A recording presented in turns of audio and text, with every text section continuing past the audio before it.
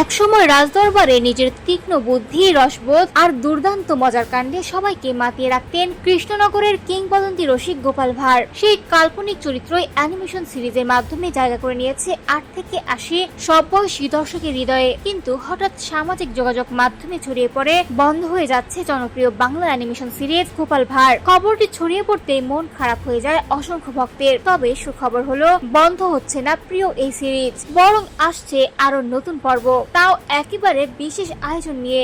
ভারতীয় television channel Sony আটে প্রচারিত গোপাল ভাঁড় অল্প সময়ে বাংলা কার্টুন প্রেমীদের কাছে ব্যাপক জনপ্রিয়তা পায়। তাই সিরিজটি বন্ধ হয়ে যাওয়ার গুঞ্জনে তৈরি হয়েছিল নানা জল্পনা। তবে শুক্রবার সনি আটের পক্ষ থেকে প্রকাশ করা একটি বিশেষ প্রচারণামূলক পোস্টেই পরিষ্কার হয়ে গেছে পুরো বিষয়টি। সেখানে জানানো হয় গোপাল ভাঁড়ের নতুন পর্ব প্রচারিত হবে 15ই আগস্ট সকাল 11টা থেকে শুধুই সনি আটে। শুধু নতুন পর্ব নয়, স্বাধীনতা দিবস উপলক্ষে থাকছে আরো বড় চমক। প্রকাশিত প্রমোশনাল ভিডিওতে বলা হয়েছে স্বদেশ প্রেমের আবহে এবার গোপালকে দেখা যাবে শত্রুকে বুদ্ধির প্যাচে নাখাল করতে।